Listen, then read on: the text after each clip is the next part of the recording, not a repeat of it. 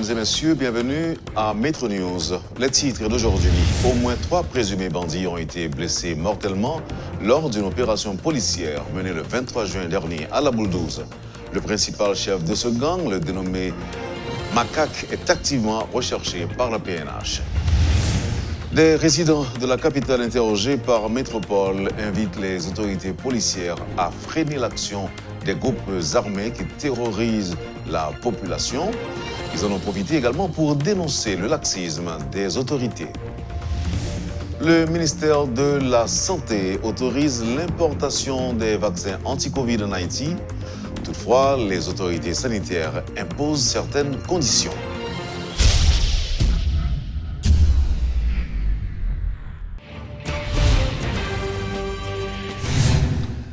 La police nationale a mené une opération à La Boule 12 le 23 juin dernier.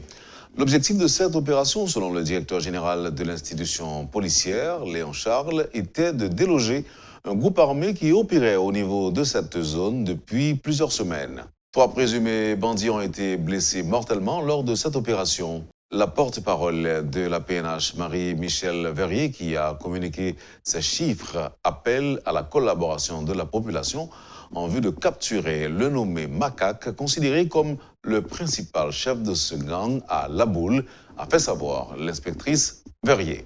Depuis plusieurs semaines, la police a eu information.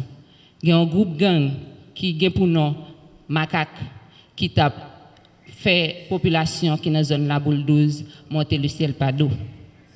La police a pris une décision pour mener une opération dans la zone ça. Après 3 jours, dans la zone 2h du matin, dans la date 23 juin 2021, la police commence l'opération. Côté, la police arrive stopper 3 bandits dans l'échange de tirs. Il y a 6 autres qui arrivent joindre l'arrestation. C'est Camelo Dessalines, qui est un ambulancier, Étienne Jean-Marie, ambulancier, Molin Noël, selon ça, il est parent. Il y a parmi les gens qui étaient blessés. Charles Elisme, Jeannot Joseph et Mama Manès. Il y a plusieurs individus qui étaient arrivés blessés dans l'opération que la police a cherché activement. Il y a 2 véhicules qui étaient arrivés récupérés. Il y a 2 armes qui étaient arrivées saisies. Il y a des bonbons de gaz lacrymogène que la police est arrivée saisie. Il y a quelques médias, moi entendez, qui ont dit que dans La Boule 12, il y a un individu qui est le Macaque qui a dirigé gang ça, qui a mouru ou bien la police a arrêté. Non, Macaque pas ni mouru ni arrêté. Moun yo joine qui mouri dans l'ambulance, c'est pas Macaque. Information la police gagne Macaque blessé. La police a cherché Macaque. C'est peut-être ça nous dit tout Azek, tout Kazek qui ouais, moun a prend soin dans zone et il y a plusieurs autres moun qui blessés qui ensemble avec fait la police connaît. Parallèlement, le directeur général de l'institution policière en profite pour apporter un démenti formel en ce qui concerne les rumeurs selon lesquelles la PNH s'était fait accompagner d'autres agents étrangers dans le cadre de ce raid. La Boule 12, il y a des gens qui voulaient retirer crédit. Non, mais la police a dit c'est blanc. C'est des policiers d'unités spécialisées qui entraînent, qui fait opération. Bien entendu, au cas arrivé dans le moment où il y a des consultants. Les consultants n'ont pas participé dans l'opération. C'est une opération qui est exclusivement conduite par des policiers. Nous avons tenu compte de nos formations, dans l'entraînement, ou avons gagné accompagnement. La bataille qu'a faite là, c'est une bataille de terrain qui demandait un encadrement militaire. Mais c'est nous que là, l'armée, à un certain niveau, accompagnez-nous. C'est gourmand lié. Bandits ou cap menacé pour un petit temps. Mais la police a continué à faire travailler. Son plan d'opération, nous fait 4 déjà. Nous avons 22 pour une bataille. Nous avons privé sur tout bandit ou pas continuer à menacer la population. Nous avons mis les moyens, nous avons fait réunir l'intelligence que nous devons réunir, faire analyse et nous avons monté l'opération. De nouveaux matériels destinés à la PNH devront bientôt arriver dans le pays.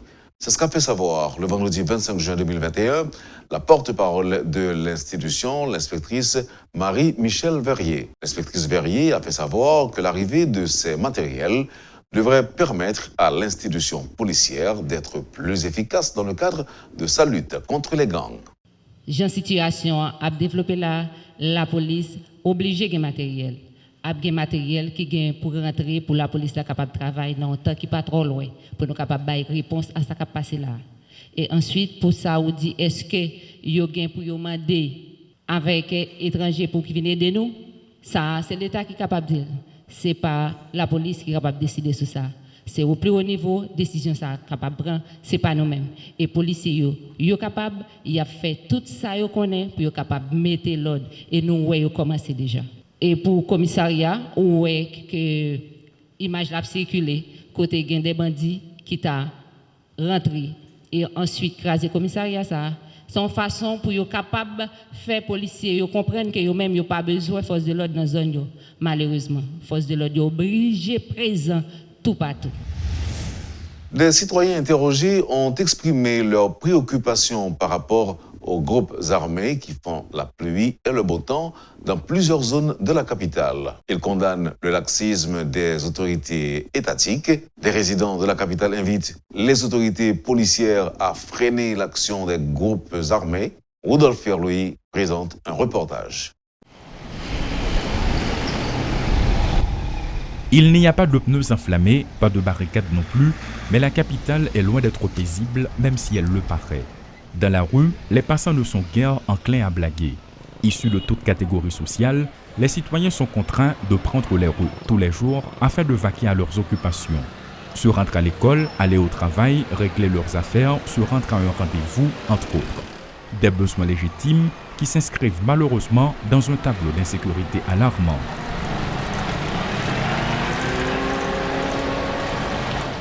En effet, les groupes armés gagnent de plus en plus de terrain à la capitale. Ils se renforcent de jour en jour davantage et frappent quand ils le veulent. Des maisons sont brûlées, des citoyens sont décapitalisés, des innocents sont tombés sous les balles assassines et des vidéos devenues virales sur les réseaux sociaux montrent l'horreur. Bref, le pays est en alerte rouge sur le plan sécuritaire. Comme les autorités étatiques, les groupes armés font des annonces, mais la tendance laisse croire qu'entre les deux camps, il y en a un qui passe plus rapidement de la parole aux actes. Question groupe armé dans le pays. Moi, j'aime comprendre les ou gonti moun la caille ou pas prendre soin ou pas bali manger. Si vous mettez manger sous table la caille, il est capable de vous remettre là-dedans. Les ouvi nous joindre vous remettre là-dedans ou même vous pour devoir pour ramener la l'ordre. Si vous pas ramener la l'ordre ou quitter, il continue à faire ça, il est capable de cailler l'autre voisin, là il fait même deux autres là. Laisse ça. Les vins prennent l'autre extension ou pas mettre frein là-dedans encore. Moi, c'est comme ça, me comprendre. En dépit de tout, les activités fonctionnent tant bien que mal. De temps à autre, un vent de panique localisé les perturbe, mais elles ne tardent pas à reprendre une fois la menace écartée. Pour les petits commerçants, les marchands ambulants, les entreprises, le climat d'insécurité est ressenti. Les citoyens semblent s'habituer au final avec cette situation. JPP, Jean le passé.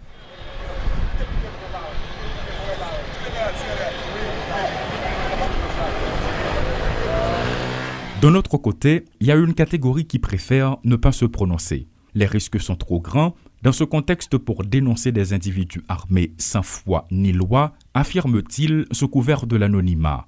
D'autres disent que parler n'est pas nécessaire, car le pouvoir en place est au courant de tout ce qui se passe. Pourquoi continuer à dénoncer alors que des hauts gradés sont tombés et rien n'est fait? Qu'en sera-t-il alors de simples citoyens? Si là, qui dit lycée en tête paysan, qui c'est premier citoyen de la nation, c'est lui-même qui doit assumer responsabilité. Même la Bible dit, le bon berger donne sa vie pour ses brebis.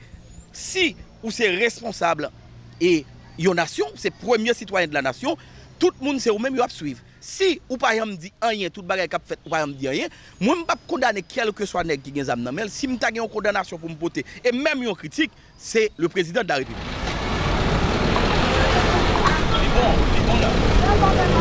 C'est une situation inquiétante, la façon dont les groupes armés font la pluie et le beau temps dans la capitale. Le docteur Réginald Boulos, responsable du parti politique MTV, estime que cette réalité persiste parce que nul n'a la volonté de donner l'ordre aux unités spécialisées de la PNH en vue d'intervenir. Des propos repris par le secrétaire général du parti RDNP, Éric Jean-Baptiste, dans le cadre de son éditorial. Alors que, d'un autre côté, des autorités policières précisent que c'est parce que la PNH n'a pas suffisamment de moyens pour contrer les bandits. Entre les propos des simples citoyens et ceux des autorités, n'y a-t-il pas un paradoxe? Entre-temps, les actes de violence continuent, les pillages, les cas de kidnapping, les assassinats et les citoyens vaquent à leurs occupations avec la peur au ventre, du moins ceux qui ne sont pas les auteurs, dans un contexte où l'avenir ne laisse présager rien de bon. Claude Désir et Rodolphe Pierre-Louis pour Télémétropole.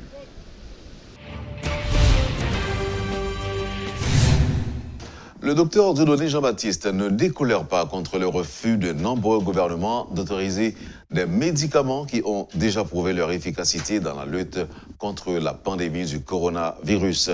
Il cite notamment l'ivermectine et l'hydroxychloroquine. Il souligne que l'ivermectine a permis de réduire de manière drastique les cas de Covid dans l'État indien d'Uttar Pradesh.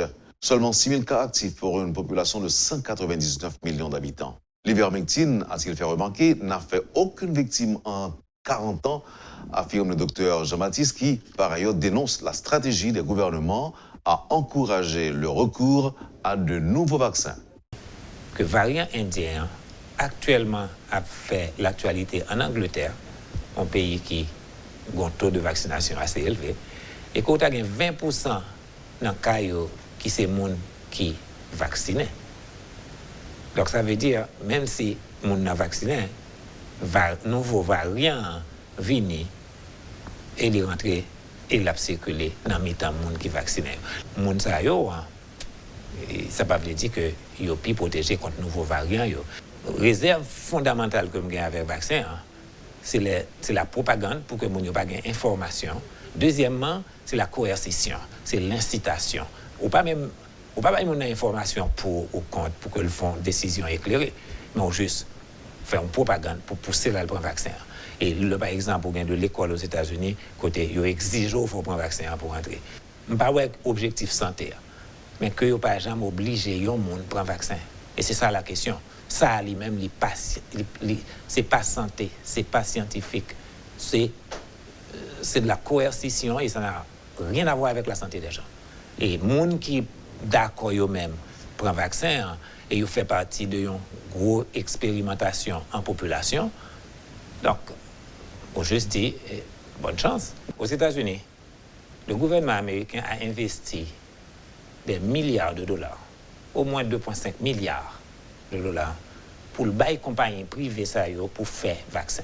Avant vaccin est sorti, le gouvernement américain a acheté dans mes compagnies des millions de doses. OK? Donc, il finance ces recherches là, il l'achète. Mais est-ce qu'on ne connaît pas gagner quelques dizaines, quelques centaines de milliers de dollars pour prouver que l'ivermectine n'a pas marché, ou bien que le marché? Pour qui ça, même gouvernement ça n'a pas investi quelques, pas même dit millions, non, quelques centaines de milliers de dollars pour faire une petite étude, pour qui ça chloroquine, azithromycine en France, malgré tout ça, professeur Raoul fait, mais pas jamais une étude qui fait pour montrer est-ce que ça a marché, gagné une volonté délibérée pour que nous pas connaissons. Ils disent pas gagné étude, mais si pas gagné étude, ou gagne quoi pour faire étude pour nous résoudre le problème Covid. Et pour qu'ils ne soient pas capables pour faire recherche tout sur médicaments qui permettent ou traiter médicaments anciens, mais qui pas un gros cob qui pour faire là-dedans, parce qu'on pas qu'à faire milliards en quelques secondes avec ivermectine. Financer recherche pour montrer que ivermectine pas marché, pas chitadil pas marché, parce qu'on a un cob dans mon qu'on a utilisé. Le ministère de la Santé publique ouvre la voie à l'importation des vaccins anti-Covid, mais en Haïti impose des conditions. En outre, le ministère se réserve le droit de superviser le processus de vaccination. Voilà, c'était tout pour aujourd'hui. Merci de l'intérêt et à la prochaine.